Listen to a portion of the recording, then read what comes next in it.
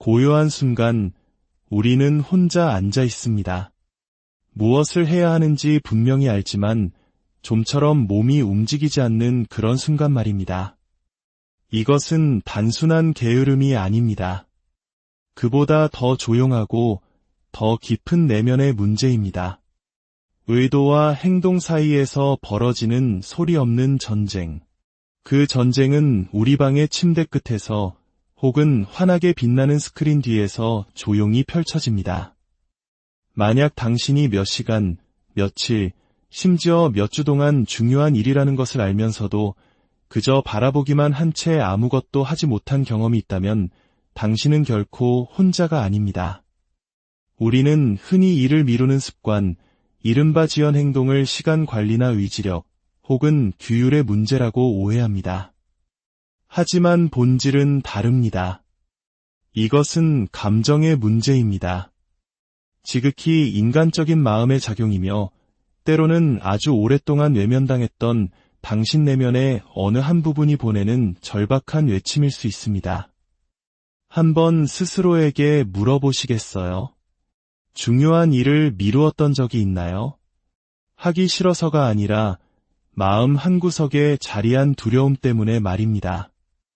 완벽하게 해내지 못할까 봐 두려워서, 실패할까 봐 두려워서, 어쩌면, 아주 어쩌면 성공했을 때 따라올 변화가 두려워서 미루었던 적은 없으신가요? 이것이 바로 미루는 습관이 가진 기묘한 역설입니다. 우리는 일을 피하는 것이 아니라 그 일과 마주했을 때 밀려오는 감정을 피하고 있는 것입니다. 내가 부족하다는 느낌, 충분히 잘하지 못한다는 느낌, 타인에게 내 모습이 그대로 드러나고 평가받을 것에 대한 공포. 때로 우리는 행동한 뒤에 마주할지도 모르는 고통보다는 차라리 미루는 동안의 불편함 속에 머무는 것을 택합니다. 하지만 만약 제가 이 미루는 습관을 정복해야 할 적이 아니라 그 목소리에 귀를 기울여야 한다고 말씀드린다면 어떨까요? 잠시 저와 함께 숨을 깊게 들이마셔 보세요. 미루는 것이 나의 결점이라는 생각을 잠시 내려놓아 보세요. 대신 그것을 하나의 메신저라고 여겨봅시다. 의식은 잊었지만 몸은 여전히 기억하고 있는 오래된 상처나 믿음, 혹은 기억에 대한 정보를 전달하는 메신저 말입니다. 당신 안에는 아직 어린 시절의 당신이 살고 있습니다. 7살, 13살, 혹은 17살의 당신일 수도 있겠습니다. 그 아이는 한 번 온 마음을 다해 무언가를 시도했다가 상처를 입었습니다. 수치심이나 질책, 혹은 거절의 아픔을 겪었을 겁니다. 그리고 그 어린 당신은 한 가지 교훈을 얻었습니다. 시도하지 않는 것이 더 안전하구나. 미루는 것이, 다른 곳에 정신을 파는 것이 더 안전하구나 하고 말입니다. 그래서 지금 당신이 중요하고 의미 있는, 그래서 위험 부담이 따르는 어떤 일의 출발선에 설 때마다 당신의 신경계는 조용히 긴장합니다. 내면의 그 어린 아이가 깨어나 이렇게 속삭이는 겁니다. 또다시는 안 돼. 거기로 가지 마. 그냥 여기에 머물러. 밀어. 다른 생각을 해. 이것은 실패가 아닙니다. 이것은 보호입니다. 미루는 습관은 당신을 보호하려는 마음의 작용입니다. 그리고 여기에 아름다운 진실이 있습니다. 학습된 모든 것은 다시 배울 수 있습니다. 한때 위험하게 느껴졌던 것도 충분한 인내와 연민, 그리고 온전한 현재의 순간을 가져온다면 다시 안전하게 만들 수 있습니다. 그렇다면 이른바 5분의 해결책이란 무엇일까요? 이것은 속임수나 생산성 꿀팁이 아닙니다. 이것은 내면으로 들어가는 문입니다. 단 5분. 그것이 전부입니다. 일을 완벽하게 해내기 위한 5분이 아니라 그저 따뜻한 마음과 호기심 어린 생각으로 그 일과 함께 있기 위한 5분입니다. 그저 시작하기 위해, 불편함과 두려움, 내면의 소음과 함께 있기 위해, 그리고 이렇게 말해주는 겁니다. 나는 여기 있어.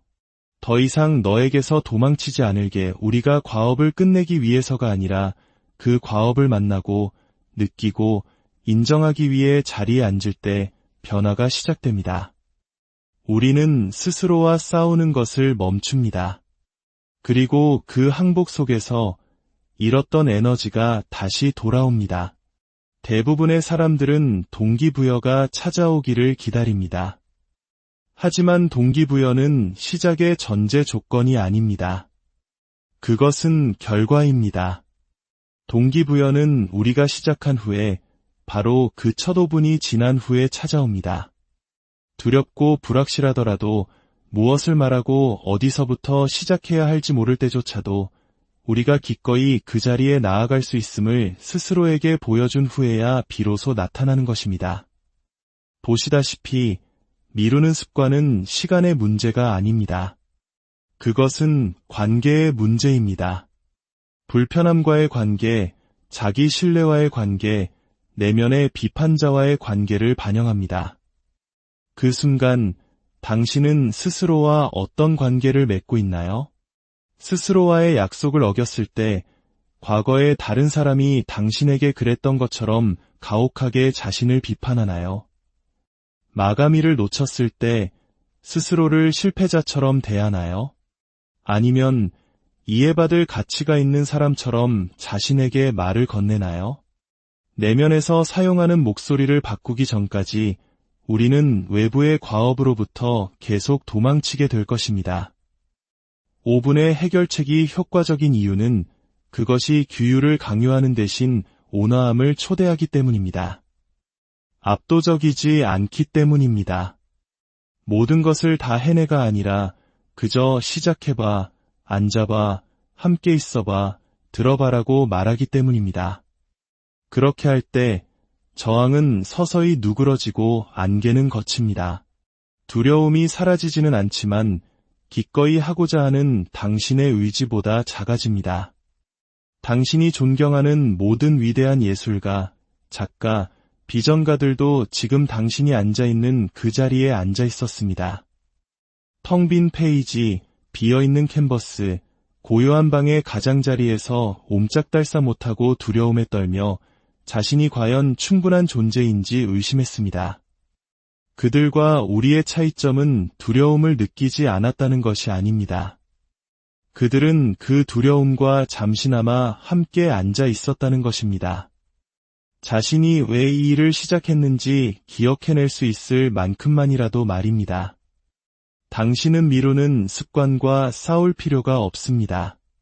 그저 그것을 목격하고 그것을 위한 공간을 내어주고 그것이 벌이 아닌 사랑을 구하는 신호임을 알아차려 주기만 하면 됩니다. 다음에 무언가를 미루고 있는 자신을 발견하거든 잠시 멈추세요. 가슴에 손을 얹고 이렇게 속삭여 보세요. 너는 지금 무엇으로부터 나를 지키려고 하니? 그리고 단 5분만이라도 귀를 기울여 보세요. 어쩌면 그 대답은 하나의 기억으로 찾아올지 모릅니다. 넌 절대 성공하지 못할 거야 라고 말했던 선생님. 당신이 완벽할 때만 사랑을 주었던 부모님. 최선을 다했지만 여전히 부족하다는 평가를 받았던 어느 순간. 혹은 명확한 기억 대신 그저 막연한 통증, 가슴의 무거움, 어디로 가야 할지 모르는 불안한 에너지가 느껴질 수도 있습니다. 이것이 바로 당신 신경계의 언어입니다. 신경계는 단어로 말하지 않습니다. 긴장으로, 산만함으로, 마비처럼 느껴지는 정적으로 말합니다. 우리가 이 언어를 무시하고 억지로 자신을 행동으로 내몰 때 우리는 두려움을 강화할 뿐입니다. 하지만 우리가 귀를 기울일 때 몸은 다시 안전함을 느끼기 시작하고 마음은 방황을 멈추고 심장은 조금이나마 열립니다. 그 순간 당신이 두려워했던 과업은 더 이상 성과를 내야 하는 대상이 아니라 온전히 함께하는 대상이 됩니다. 당신은 자신의 가치를 증명하기 위해 이 자리에 있는 것이 아니라 그 가치를 표현하기 위해 존재한다는 사실을 기억하기 시작합니다.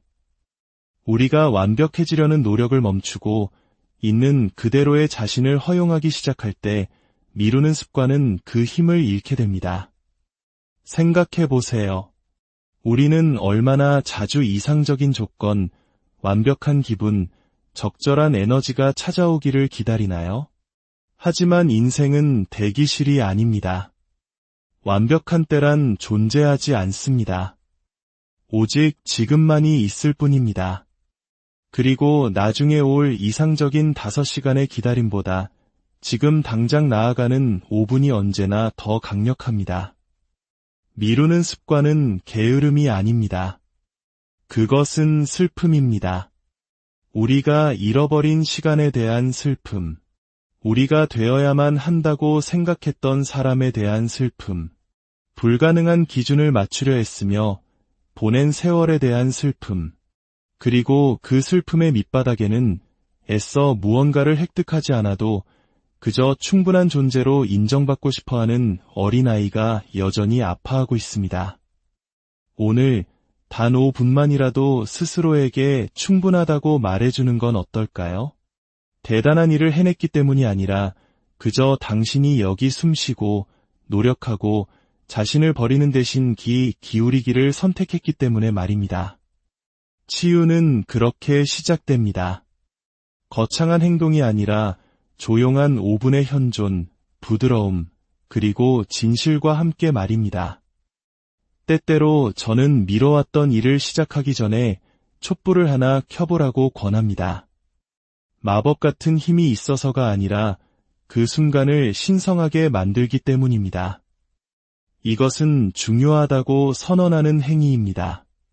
그것은 하나의 의식이 되고 우리의 신경계는 동기부여보다 의식을 더 신뢰합니다. 당신도 할 수 있습니다.